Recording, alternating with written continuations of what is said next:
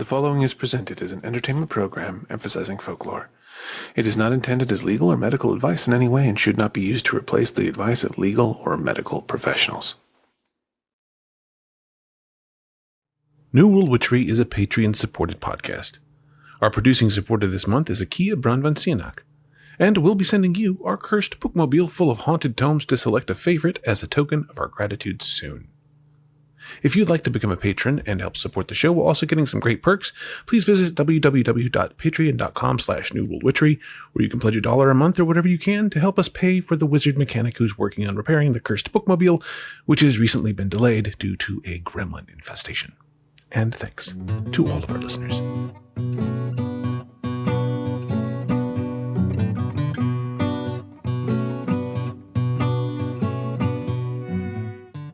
Are you looking for magic? Maybe magic that lives right where you do? If so, join us aboard our broomsticks and ride with us from the Atlantic to the Pacific, from the Yukon to the Yucatan, and find magic that's right outside your front door or just off of Route 66. Whether you're in the Windy City or the Crescent City, the city that never sleeps, or the city of brotherly love, we've got enchantment for you. I'm Corey. And I'm Lane, and this is New World Witchery. This time around, we're discussing Witchcraft for Wayward Girls with author Grady Hendrix.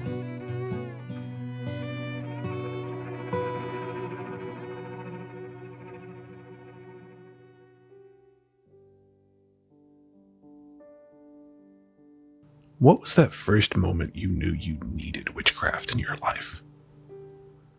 Was there a book that opened the doorway for you? A film or a story? Did you have a librarian in your childhood who let you read those books that were tantalizingly non-children's books, full of weird folklore, old spells, and haunted legends? When you think back on that first blush of fascination with the enchanted world, it may well be that you remember a moment of exuberance and excitement. Magic is real. Witchcraft is actually a thing.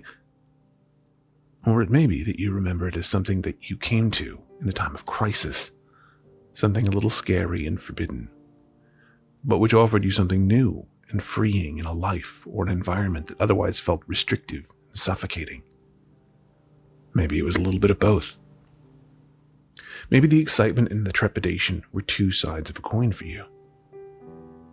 Whether you came to witches through fiction or spell books, through anxious escape or earnest curiosity, or any combination of these, you are here with us, listening to a show all about witchcraft and folklore, and we're glad you're here with us, especially for this episode. We're speaking to Grady Hendrix, a horror author with a bookshelf full of spooky titles to his name, such as the Southern Book Club's Guide to Slaying Vampires and How to Sell a Haunted House. Recently, he penned the book Witchcraft for Wayward Girls, which tells the story of a young woman sent to a rural maternity home in Florida in 1970. Maternity homes were places where women with unplanned pregnancies were shuffled off by their families to have their babies and give them up for adoption, in most cases, before returning to a quote-unquote normal life, as if nothing had happened. In Hendrix's story, a young woman nicknamed Fern by the home's matron winds up forming deep connections with her fellow wards. And when a strange librarian in a bookmobile shows up one day, things start to get very witchy and a little bit scary. We spoke to Grady about his book, The Baby Scoop Era of Maternity Homes, The Timeless Appeal of the Witch, and so much more. We hope you enjoy our conversation.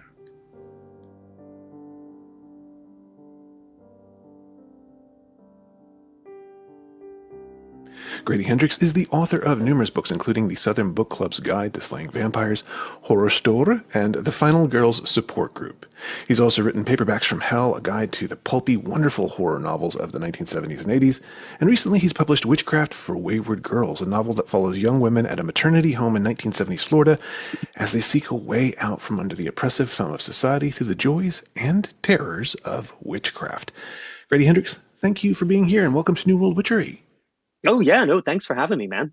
Delighted to have you here. We should probably start off by saying you're not a practitioner of witchcraft per se necessarily, but you chose to write about witches in this book. So Why? Why witches? What drew you to this particular story? Yeah, so, I was writing this book because I wanted to write something set in the maternity homes. I have a couple of relatives who were sent away, and it's just always struck me as something that isn't talked about a whole lot, but like it's such a great site for stories and things like that. And so originally in the first two drafts, this was a folk horror book with no witches in it whatsoever, except in the title. And then my editor was kind of, pointing out the fact the book wasn't really coming together. And she's like, well, witches are in the title, and yet we don't deliver on any witches.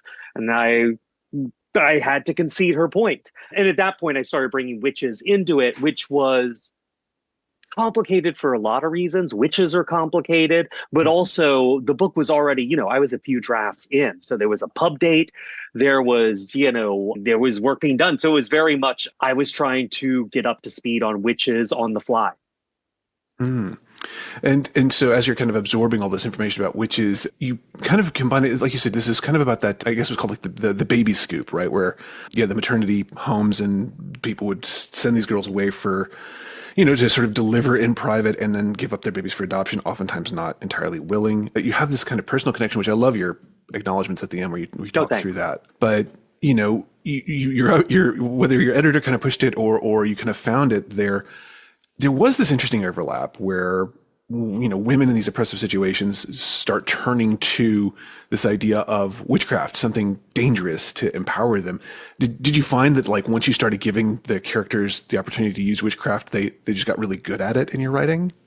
Well, yes and no. I mean, it's complicated. I mean, better than I do. Witches are very complicated. You're saying witch, and are you talking about an old woman who lives in a house made of candy and eats children? Are you talking about someone in a 16th century black mass kissing Satan's butthole and causing the milk to go sour? Are you talking about a bunch of women in the woods worshiping the moon? Are you talking about someone on a scaffolding about to be hung because they've been falsely accused? I mean, a witch encompasses all of this, and how you depict witches largely reflects how you feel about women in power, and I sort of started to realize, the more monstrous versions of witches, well, that showed a real discomfort with women and power. And the more you saw witches as a liberating figure came from people who were more comfortable with witches and power. And so that was a really tough tightrope to walk, because the witches were going to be my antagonist. At the same time, I didn't want to write a book that was full of, castration fears and, nightmare images of monstrous women. So it was really, really tricky to do. And you also, I've written books about haunted houses and possession and haunted puppets and vampires. And really, people are pretty clear that those things don't exist. Mm-hmm. But witches, I mean, there's lots of, what is it, 1.5 million people in America today say they practice some form of witchcraft. So, it really was a very complicated tightrope to navigate. Mm-hmm. I mean, I think you do a wonderful job, and it makes me think a lot of, you have the character Zinnia in there, right? Who is an African-American girl who's sent to this maternity home, and she walks that tightrope very, very much in this story, where she participates in a little bit of the witchcraft, but then gets real skeptical about it. And I'm curious, like, where was she? Did she form in your writing process? Was she a response to sort of navigating this tension, or was she there all along? Zinnia was there all along, but Zinnia really became, and the Black experience in maternity homes was so different from the white experience. There were Black maternity homes, and there were definitely integrated maternity homes. Not a lot, but some. But, Black families, I think the number I saw was 73% of them, if there was an unexpected pregnancy, often kept it within the family. They would deal with it within the family. The baby would either be raised by a relative or a friend of the family, or the adoption would be arranged within the family in a much more open way than certainly white adoptions and the white experience of the sort of surprise pregnancy to someone who wasn't married. Definitely in that baby scoop era, which is about 45 post World War II to about 73, which is the passage of Roe versus Wade, and is still with us today. Anyways, but yeah, so Zinnia was always going to be skeptical. And the problem I had with Zinnia was I did a very stupid thing early on, which was I had her be dubious about witchcraft and sort of like, A, this isn't real. B, on the off chance it is real, it is very stupid to mess around with this. Zinnia's a reader. She's read those stories. She knows how this turns out. But I kept doing this thing where I would manipulate her back into participating. And then I was finally like, what the hell am I doing? She's in or she's out. And if she's smart enough to be out, she's out, And that was so much more satisfying. I feel like sometimes as a writer, you want to have it both ways. And that just results, you're just selling out your characters. Mm. Yeah. I mean, and I think when you have her sort of taking that more skeptical tone, it does provide some sort of needed balance for, obviously you've got Fern, who's kind of diving headlong into this, and Holly, who genuinely, I think, benefits in some ways from what's going on the witchcraft side of things. And I do kind of love that. I love that kind of, and I don't want to like run ahead and spoil the ending for anybody, but there are characters who do benefit from witchcraft in some very, very important ways in this story. So you don't necessarily come down on it saying like, this is all a scam and it's just there to hurt them. It's more of there's a price, there's a consequence for doing this, but sometimes it's worth it. Well, even then, it's funny. I feel that so often in folklore, the price of something, especially if something like witchcraft, I find it often is like a governor. You know what I mean? It's well, we can't let these characters have unlimited power. Why? Well, because that's scary. So there's a price to be paid for it, and especially in stories about maiden witches, you see it in The Craft, you see it in Buffy the Vampire Slayer with Willow, having access to all this power has all these, terrible unintended consequences. And even in the old folklore about witches and the devil's pact and things like that, and writing your name in the devil's book. And you think, well, does there have to be this price, or is that just sort of this control mechanism that's been put in because it's just too scary to think that like Satan will give these people unlimited power and there's no price to be paid? Makes it a more interesting story, but I did worry about that a little bit. But then I sort of consoled myself thinking, well, there's a price for everything in life. There's the road not taken. There's doing this instead of that. I wrote a book about vampires a while back, and it made me very anti-vampire because I realized that the problem with eternal life is that nothing matters. Right? Like the only reason our lives have meaning is because they end. And so if you choose to do this instead of that, well, that has consequences. I choose to go to law school and practice corporate law. Okay, well, I choose to go to law school and be a public defender. Those are two, if you can do both of those, well, what's the difference? But in each case, those involve a sacrifice and a turning away from one option to favor another. So I was like, okay, well, paying a price for what you do, it puts a bit of a fairy tale twist on it, or a fairy tale read on it. But at the same time, it's not that different from what we do with our everyday lives.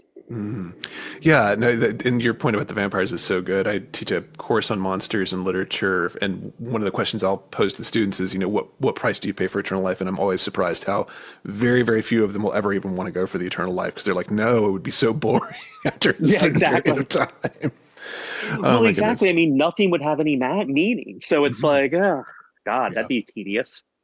Yeah, at a certain point. It's kind of, if you've ever seen the Jim Jarmusch Only Lovers Left Alive, it's that very like, everything is boredom and ennui in the world of vampires. Exactly.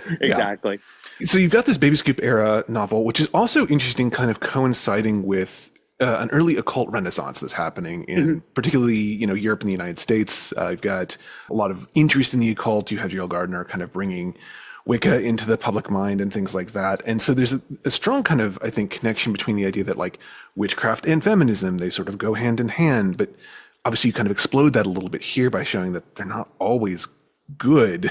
Witches are not always good. Right. So, what did you find kind of in the process of doing this research as you were looking at this idea of, women empowerment, witchcraft, all those things kind of mashed together? Yeah, well, like you said, I mean, this was, and one of the reasons this book worked is you really did have this whole occult boom.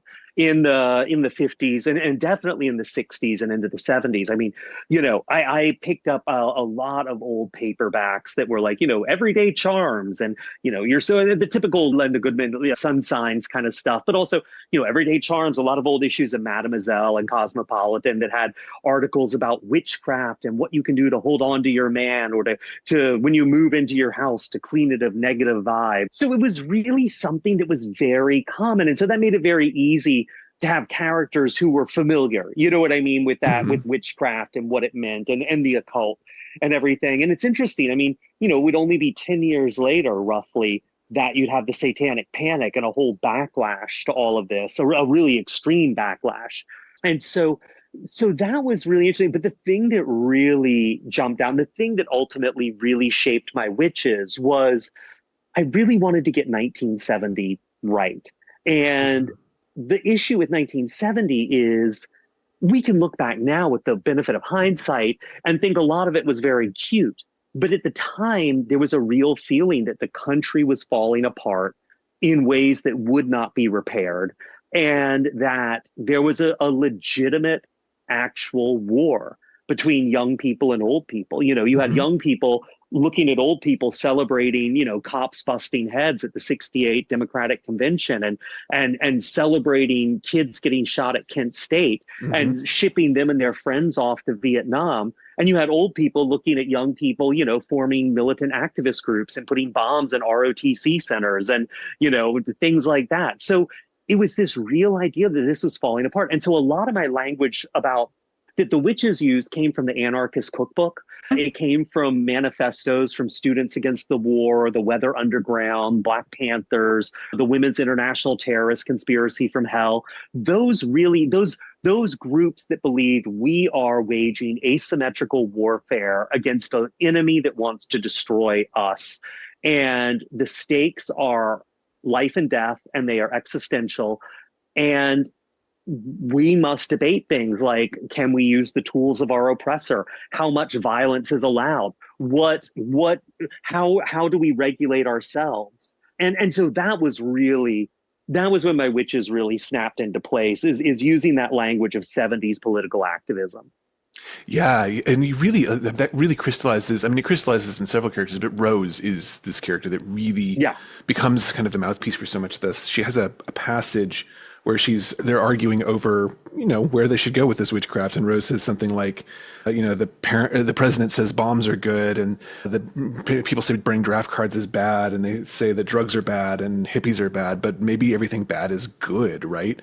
She's saying like, maybe everything is more topsy-turvy than we thought it would be. And I think that's, she's treated as sort of a revolutionary reactionary by everyone around her, but in the end, she's willing to go further in some ways than a lot of other people will to get what she wants. And what she wants is remarkable, because she just wants to have her baby and be with her baby, which is the antithesis of these maternity homes. No, right. But, that was the thing. I mean, a lot of women who went to these homes, not a lot, but a significant number, changed their mind or decided they wanted to keep, and that was really frowned upon. And they were really pressured in a lot of ways to not do that. And a lot of women felt like, there's a great book by Anne Fessler called The Girls Who Went Away. It's kind of the only popular history about the maternity homes out there that I'm aware of.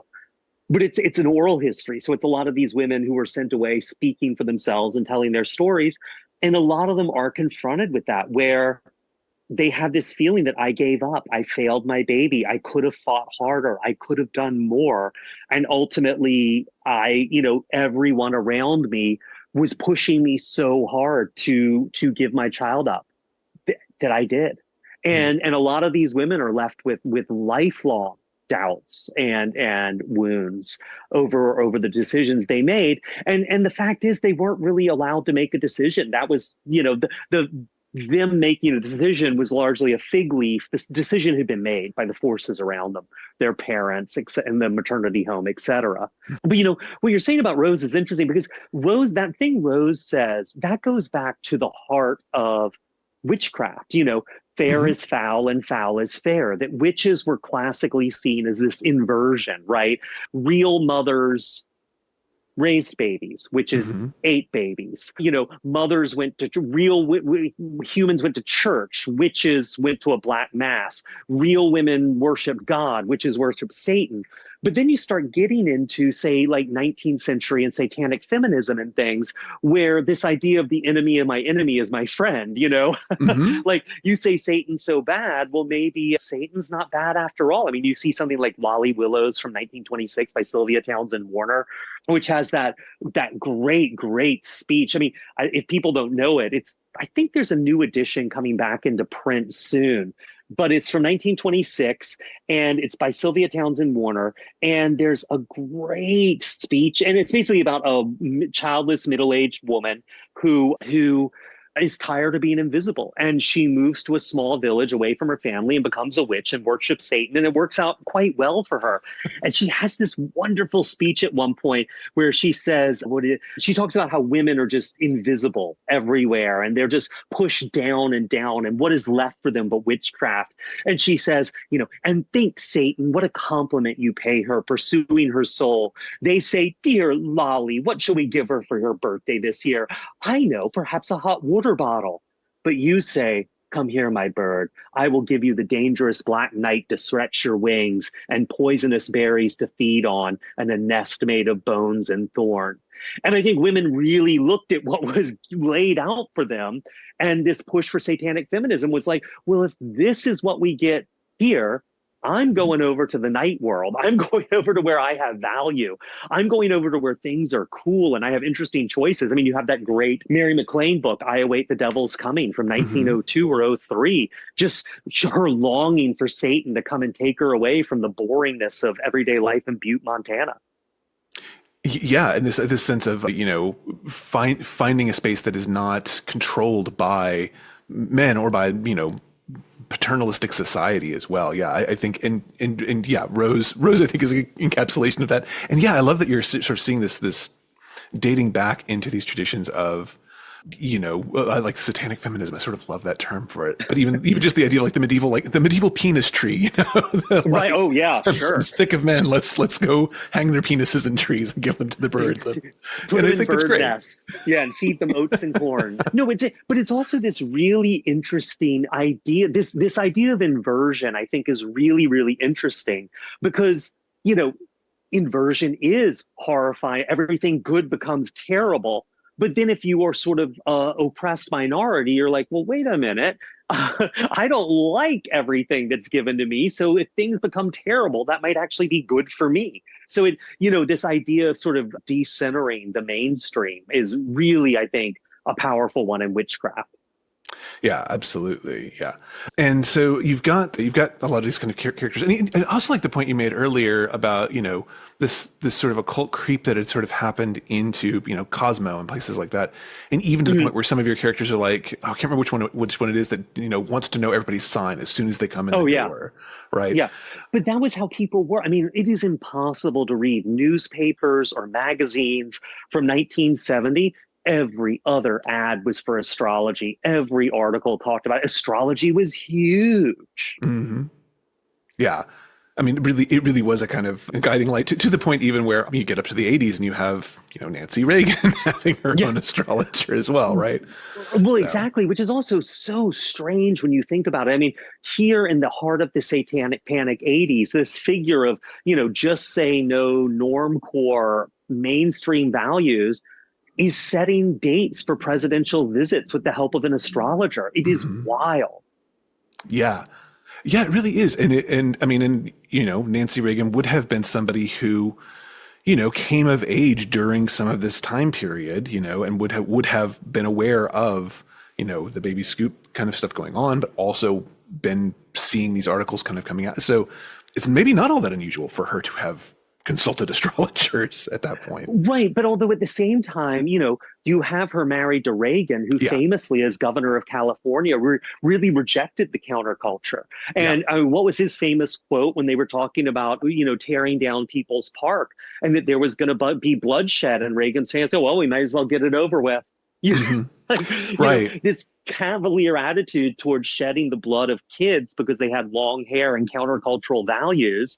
And here's his wife embracing this core countercultural value, which is, that there's something, that there is knowledge and wisdom in things that are non-Christian religions. Yeah.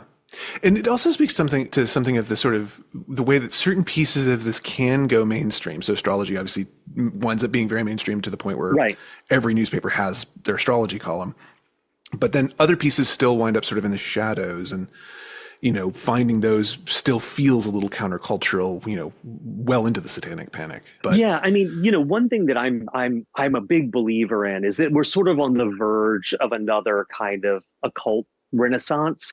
And you look at the way, like you're saying, these occult values have merged into the mainstream. I mean, think of manifesting. You hear people talk about manifesting all over the place, but that is that is right out of a magical tradition. This idea of I will it and make it so. That's crazy that's just sort of mainstream acceptable these days. And it doesn't really come with a label of left or right or countercultural or mainstream. It just is mainstream culture. Yeah, or the secret, right? The popularity of the secret and the sort of idea of, thinking it into being kind of a thing, for sure. Yeah. Yeah. And something that I think that we kind of have playing out in a few of these different scenarios, different stories that we're sort of talking about.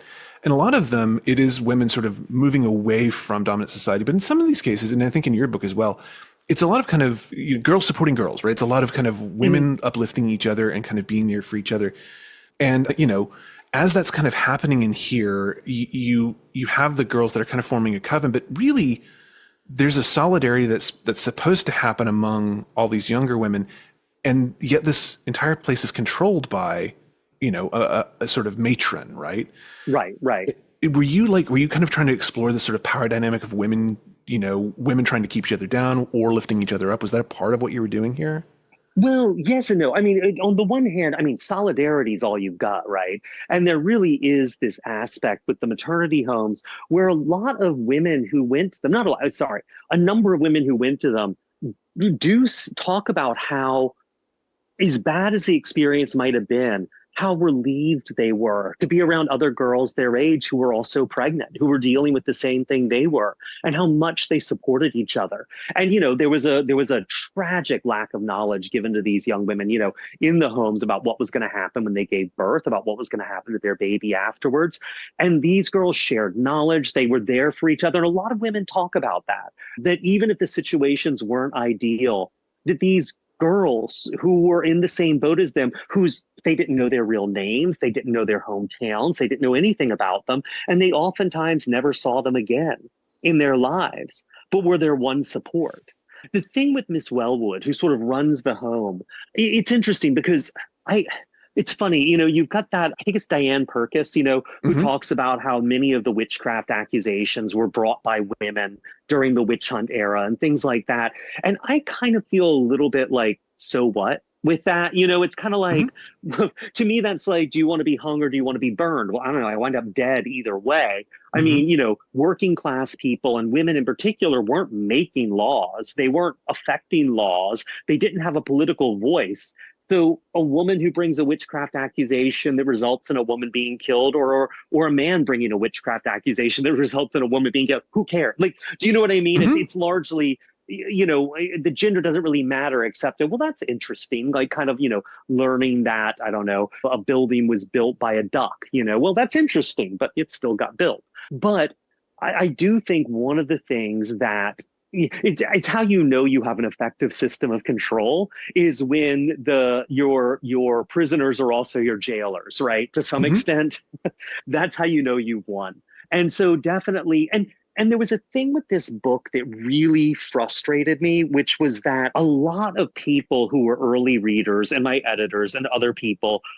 early on, and I wrote a lot of drafts of this book, they would say, well, what's the big deal? Like this, what else could these girls do? This might have been the best place for them to go to a home and have the baby and then be able to go back to high school and all that. And you think, well, yes, I get all that from a very sort of bourgeois mainstream point of view, but come on, there had to be another way than having a baby after you're raped and then pretending it never happened and not knowing if your child for the rest of your life is alive or dead or hates you or is sick or well or happy or sad. Like, there's got to be a middle ground here.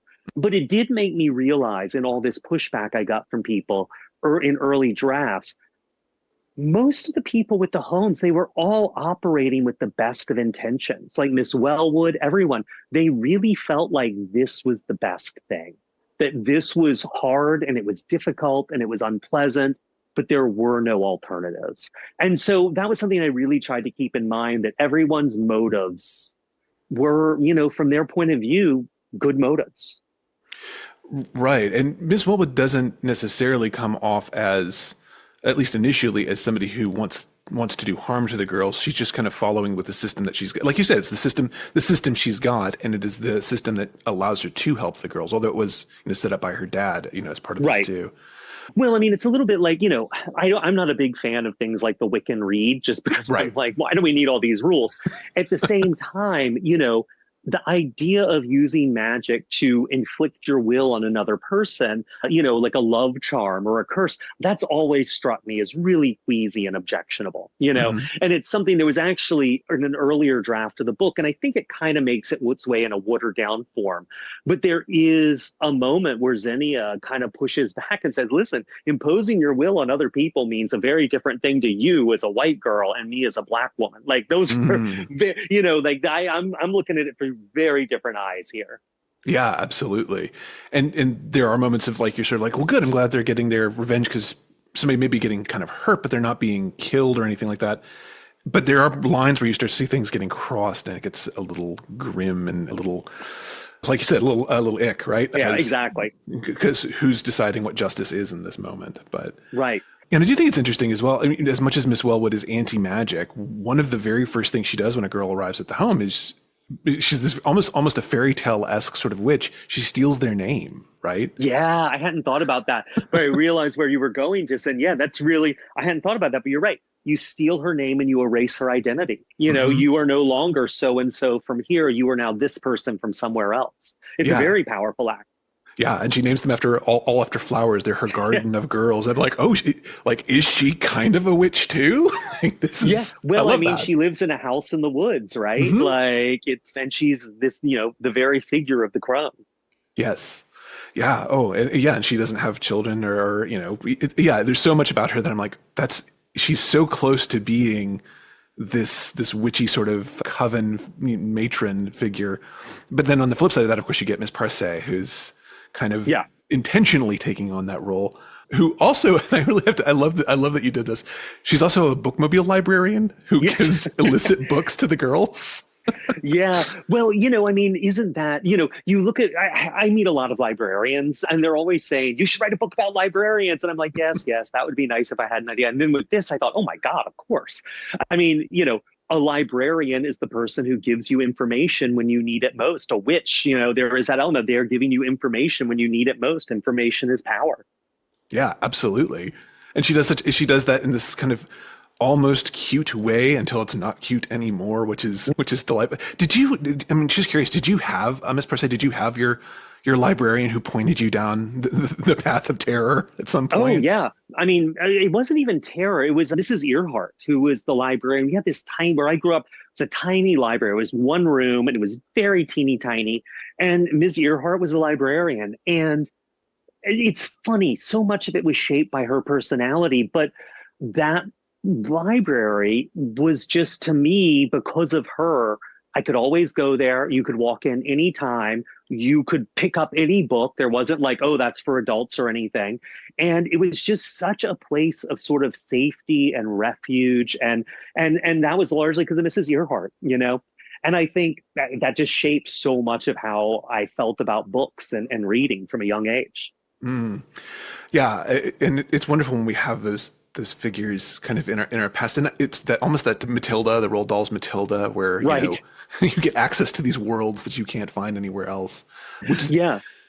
And I mean, Zinnia very much embodies this, where she's like, look, I have done the reading. I know what this is going to lead to. So no, exactly. And it's interesting. You know, it's funny. I feel like there is this element where so much of what, we're such a text-based culture, like even now. I mean, so much of our lives takes place on Instagram or text or email and things. Reading is so incredibly powerful, and it shapes so much. It's that tool that really shapes how we see the world and how we interact with the world. And yet when you talk about it like that, people think it sounds terribly quaint, like some kind of like 80s public service poster up in a library wall. Whereas, I look at it and I'm like, good God, it's like this incredible world shaping tool. Mm-hmm. Yeah, I mean, it's the sort of we all need a little bit of a magical LeVar Burton in our lives, kind of a thing, right? Right. to guide us. Exactly. Well, then, and I really wanted, Hagar and Miriam, who sort of do have their own kind of folk magic tradition, to be very much out of a more oral tradition, both from midwifery, which was really, especially down in the Sea Islands and along the southern coast and in a lot of places, was something that was passed down orally from woman to woman. And also their knowledge of magic is something that's passed down, even though there were things like numbers books and dream books and things like that. It really was something that was passed down more orally. Yes, yeah, I did love the nod to the Aunt Sally's dream book. I think that was in there. Yeah. That was a little nod. I was like, oh, I got that. I'm like, felt like I was like Easter egg. Yeah. Yeah. It was like, oh, that's just for me. I love that. Thank you. So I appreciated that. Yeah, you did bring in what we might refer to as hoodoo or conjure work kind of in the process of that. Was there, what was your kind of way of approaching that research wise? And, did it change your understandings of magic and witchcraft as you kind of explored that particular set of traditions? Yeah, I mean, I had helped a friend write some YA books many, many years ago. I mean, almost 10 years ago now, that had some crossover with hoodoo. And they were set sort of in the Sea Islands down off Georgia. And I sort of dove into the research back then, and it really was mind splitting. I mean, just this whole world of sort of, this coastal Sea Island magic, and how much it shaped communities and how much it shaped traditions and how little I knew about it. And it was just fascinating and so not explored in fiction at that point. And then you have people like Tananarive Due and people like that who write about it. And it's funny, I just did an interview with someone at NPR, and at the end of it, we were off mic, and she's like, oh, my grandfather was a root doctor, which was fascinating to me. She's from North Carolina. And so it was just, and then when I was thinking about witches and I was trying to get a handle on it, because there's so many traditions, right? I was on the fly and I'm like, I'm looking at Wicca, I'm looking at all these things. I was using New World Witchery as a reference. And that was really one of those things that kind of was like, oh, got it.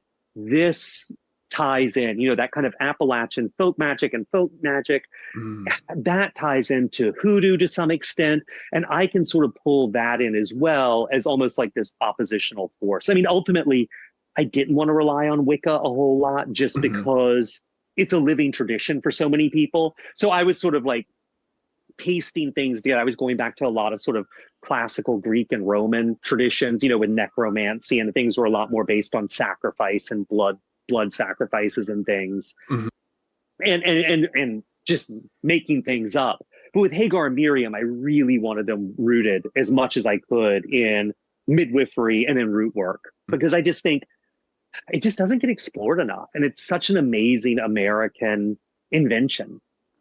Yeah, absolutely. And it's so rich. It blends so many different cultural backgrounds together in such a, its own thing, which it's not exactly a religion, but it's not a religion either. It's got elements of that. So yeah. And it's one of those things too, that really, I know people who say they're not, I'm a Christian and I belong to an AME church or what have you, and all this, but they'll have a dream book, or, you know what I mean? Or, they'll have their front door painted a paint blue. And, it's really interesting the way these sort of spiritual practices just slither on into the mainstream. Yeah, I mean, in some ways, it's kind of like how, Miss Wellwood almost unintentionally is doing magic. It's the sense of like, it's just an ingrained part of being in that space, in that world, right? Yeah. Well, I mean, doing all this research, you must have bumped into some really interesting spells. Were there any that you discovered that you really wanted to include in the book but couldn't, or ones that were like your favorite spells that you read in the research process? I wouldn't say favorite spells, but I did really, really well. There were two things actually. Actually, yes, you are correct. So the one thing is I really, really loved. I mean, I love the fact, and instead of doing an author event, I do more of a show. So I do a show about witches.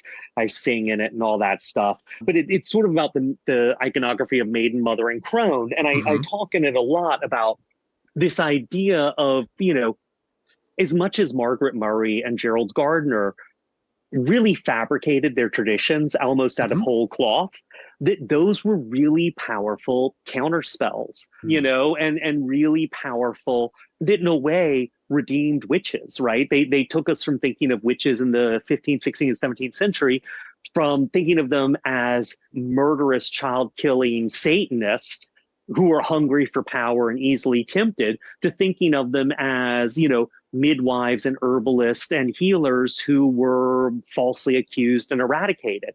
And both those images of the witch are completely fictional. You know what I mean? Like, I mean, Hmm. witches weren't Satanists, witches also weren't midwives. I mean, I'm sure some were, but, it was a fictional image of the witch, but it was such a corrective, to the Hmm. existing fictional image of a witch. And that was something I couldn't get into the book, but I got really fascinated by.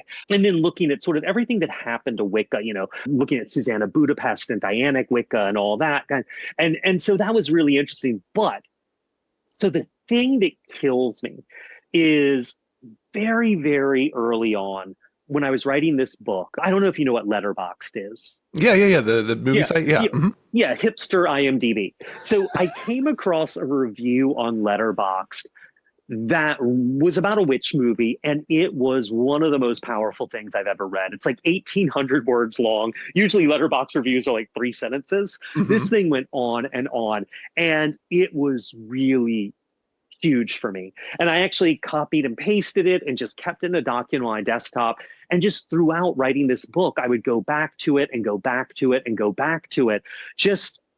Because to me, it felt like the person writing this review had been suddenly like possessed by the voice of the iconic crone. The Hmm. crone just moved into them, and that I was hearing this voice of a witch, of this fictional, folkloric, legendary, mythological witch talking to me across the centuries. And as I got sort of wrapping up the book, I was like, well, I'm going to use this in the show I do.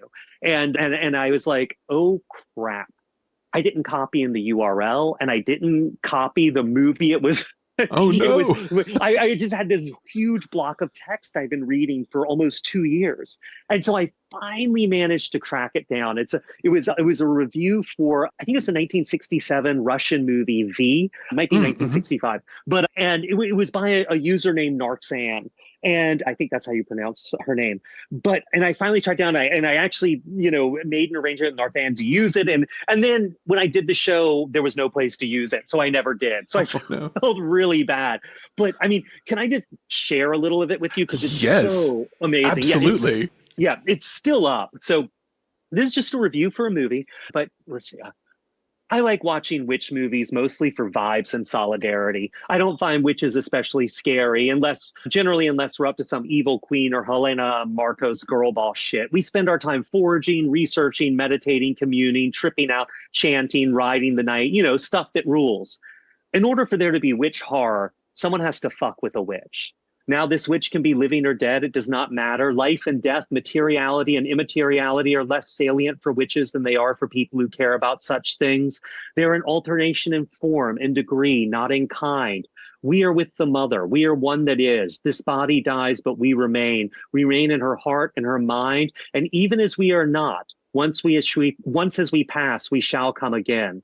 We are old, we are young, neither is true. We are neither crone nor matron nor maiden, unfixable, uncanny. We walk between what is and what is not. We cast glamour. We can arrange ourselves to increase the likelihood we will be read a certain way, but it requires the arrangement to be noticed, to be picked up, to be passed along. And it just goes on and on and on. It's just incredible. You hear our voice in your head even before your own. Once your Hmm. voice fades, unable to rouse itself again, you will hear us again. We will speak to you and no one else will. We will speak to you when you cannot speak for yourself. I was going to speak of our solidity, our density, our gravity, but this is not something that occurs. You cannot see us. You cannot taste us. And it just goes on. It's just this beautiful thing about the pain, that we bring to witches when we force them into our material world, and how when the witches, the movies that function on witch horror, it's always someone's messing with a witch, right? They're messing with the curse. And this piece, it just goes on to talk about how that's okay. That's already happened. We don't exist in time the way you do. When you mess with us, you have already doomed yourself. We're just watching it unfold in linear time. I mean, it's just this beautiful, beautiful thing. I really encourage people to find it, but it's Narcan, and it's for V on Letterboxd. And it's something I just wish I'd been able to do more with, because it was such a huge inspiration for me as I wrote this book. Oh, can I beg you to please send me that link so I can include it in our show notes? I would love that.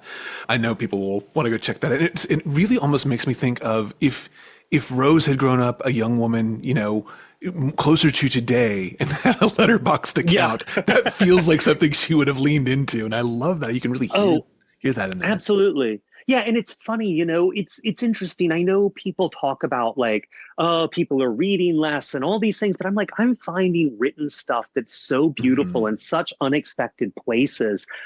One place where I was looking at one point for storm bringing spells. And I found these Tumblr accounts. I mean, God, who knows when they went up, but there were people coming up with their own sort of rituals to invoke storms. And some of them I could recognize were based on, earlier things they'd read and things from folklore. But some of the language in them and the way they talked was just so beautiful and so precise and so unique to there. It just, there's all these platforms for storytelling and text that I think just we don't value them because they feel so everyday and commonplace. Yeah, you're definitely right. I often have people, criticizing and saying like, oh, well, people aren't, Gen Z is not reading enough. I'm like, they're not reading the same things you may think they should be reading, but they are absolutely reading constantly. Yeah. So, constantly. Yeah. And it was interesting. One of the things I kept finding was in old magazines from the late 60s, early 70s, there were always ads, be a witch, right off here, become a witch. And some of the language in those ads is so, it just tells you so much, the aspirational tone. But then some of them would sort of fall apart into this almost like the copywriters falling asleep at their typewriter. And it just becomes this word salad of phrases. And it was really fascinating stuff. It's just really fascinating ways to use language and to watch language fall apart. I love that. I feel like there's a found poetry project waiting to be done somewhere in there. Exactly. Yeah. This kind of talk about text makes me think the whole kind of impetus of this starts with, a scrappy little paperback. It's almost like a zine that you have in here, which I love zines. I love zines so much, but you've also talked a lot about paperback horror. You've got a whole book on this. Highly recommend people check that out.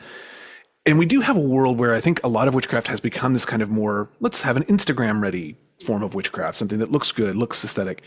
But, is there a place for this kind of like, zine occultism or pulpy paperback witchcraft today? Where do you go looking for this stuff? Sounds like Tumblr is one place, but like, where are you finding a lot of this? Well, it's interesting. So there's two places where I see a lot of this stuff. One is actually, there's really one place, but it's bookstores. Bookstores and independent bookstores are just having this crazy revival right now, especially post-pandemic. There was a really good witch bookstore out in Brooklyn that closed down now. They just lost their lease. And I know all these kids who are trying to start horror bookstores and things, but you'll see them at little horror conventions and things, and they're selling self-published books and pamphlets and zines. When I was just in Spain earlier this year doing some book tour, the Spanish horror scene is you go to a bookstore in Barcelona, like Gigamesh, and you'd see zines and journals and things, all handmade. They were all from the horror community. Some were short stories, some were fiction, some were nonfiction. And so you're really seeing things getting handmade again. And I feel like there's some overlap with the crafting movement, and how much people are into crafting. But I was just out in a little used bookstore in Brooklyn, God, in May, and they just had zine after zine after zine after zine, just little handcrafted zines in these like file cabinet drawers that were all. And so I really, this stuff is out there. You just have to sort of leave your house to find it. Yeah, I love that. That's wonderful. You also, I'm going to say I'm a little jealous because I don't think your book tour brings you anywhere near where I live. Like, I don't think you're going near Nashville, which makes me so sad. No, I know. Sorry. It's okay. You can't control everything. You're not a witch. But you did a really wonderful podcast series when you put out Southern Book Club's Guide to Slaying Vampires, right? Super Scary Haunted Homeschool. Yes. Thinking about doing more with that? Oh, I 100% am. It's that first season about vampires. Man, it got a little out of hand, and it took me years to do. So I work with these guys, Chris LaMartina and Mike Walls down in Baltimore now. We are working on the second season now. It's going to be about haunted houses. And I'm writing all the scripts now, and I'm hoping we'll be recording them over the summer and then releasing them through the fall. But it'll be, I think, about 10 episodes. And yeah, it's going to be, this thing started with just me and my garage band on my laptop. And now it's like, we've got musicians and actors and sound effects. I mean, it just has gone kind of nuts. So I love doing it. Yeah, I love doing it. And so, yeah, haunted houses are next. I love that so much. My partner, she got really into it too. And she basically says that you're the Malcolm Gladwell of spooky shit. And like, I love that. Yeah, I'll take cannot wait. Cannot wait for you to put out more of those episodes. They're so good. Okay. So we're almost out of time here, but I know you're finishing up your tour for Witchcraft for Wayward Girls. You also recently posted a picture on your Instagram. I'll admit to Instagram's talking about this. You're starting your next round of work. So are you leaving Witches behind? Where, can you talk about where you're going? What are you thinking? What's your work looking like now? Yeah, so I've got a book due by the end of the year. I got to start writing. I'm sort of in that assembling things part of it, and I imagine I'll blow this deadline. It'll take a little longer, but it's a book. It's a monster book, and I've wanted to write it for a very, very long time. And I thought I had this book figured out. And for years, I've been writing treatments for it and plot pitches and summaries and all these things. And I tried to sell it as a book. And people are like, oh, I like that. I like that title. I like this idea. And then they just wouldn't get back to me. I tried it as a screenplay. People are like, oh, that's interesting. Then they wouldn't get back to me. I tried it as a graphic novel. Same thing. And earlier, I think late last year, in the fall of last year, kind of that other part of the idea just dropped in. I was like, oh, I thought I had the whole idea, but I had half the idea. It's that plus this. And then I could see a book taking off. And so that's where I am now. I don't want to say more because I don't want to curse it. And these things go in all kinds of different. I thought the witch book was a folk horror book for months. So, but I'm really looking forward to sort of being off the road where I can just sort of sit down and dive in. My only regret with this one is because it's got a connection to sort of how I grew up. It's again going to be set in the 80s, and I don't want to be known as the guy who only writes stuff set in the past, but it will be 80s. Oh, okay. Well, I think we'll forgive you for that. I think we've all fallen in love with it. And I mean, I don't think Horror Store or Final Girls. We Sold Our Souls are both, and Final Girls, they were all modern. Yes, there you go. You're fine. Yeah. Well, I also just, after writing Witchcraft, which is set in 1970, and just the beast that the research was, I'm like, oh God, I've got to do that again. It'll be worth it. It'll be absolutely worth it. I cannot wait for it. Any other projects we should be aware of? Any other things that you're working on that you want to share? No, I mean, I'm working on the next season of Super Scary. I'm working on the new book. And, I keep trying to write short stories. I'm very bad at short stories, but I'm like, I got to get better at this. So I'm trying. But otherwise, I'm just book touring, man. I'm doing my first UK tour in April and, go up and dock with the mothership. Well, I cannot wait for you to, I can't wait for you to have some downtime because I know that's got to be exhausting to be doing the book tour. But I really can't wait to see what you're going to do next. I'm so excited. Oh, thanks. I appreciate it. Yeah. Grady Hendrix, thank you so much for being with us here on New World Witchery. It's been a delight, and can't wait to share this with the rest of the world as much as we can, and get people reading Witchcraft for Wayward Girls and your other work as well. I'm very excited about that. So thanks for having me. And I just want to say again, just so your listeners know, man, New World Witchery, the book and the site, y'all were such a resource when I was writing this book. So thank you guys for being around. Oh, thank you so much. That's very sweet. All right.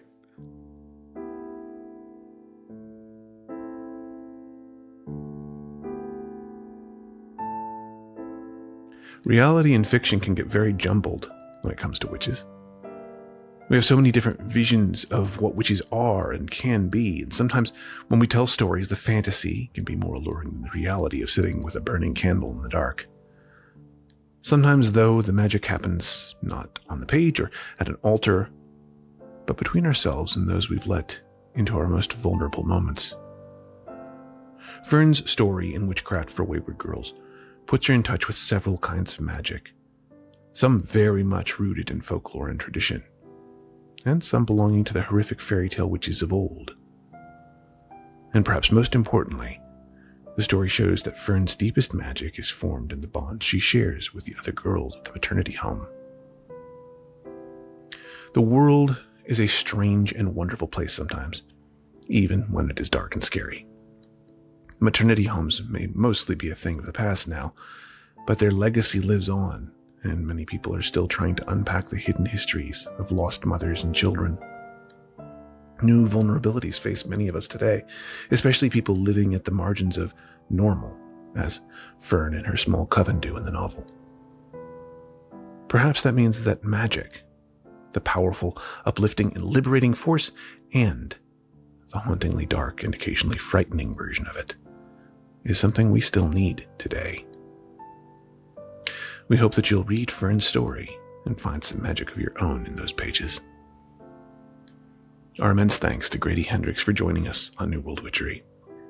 If you have thoughts on this episode or any other, please feel free to email us. We'd love to hear from you at compassandkey@gmail.com or newworldwitcherypodcast@gmail.com.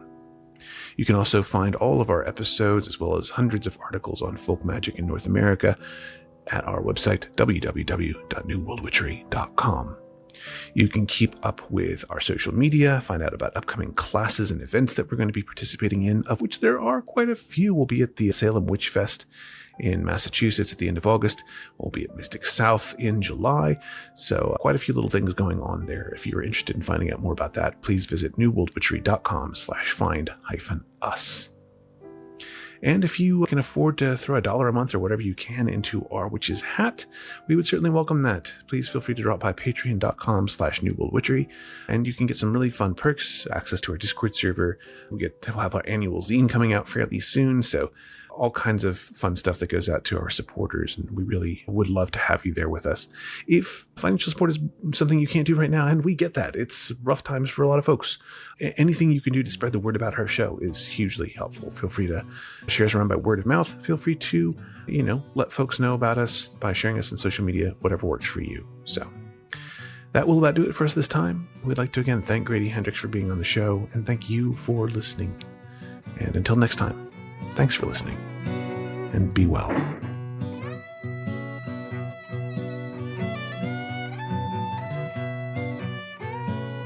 New World Witchery is a production of New World Witchery Podcasts and is released under a Creative Commons Share and Share Alike license. The title and closing music for this episode is Woman Blues by Paul Avgiernos, licensed from AudioSocket.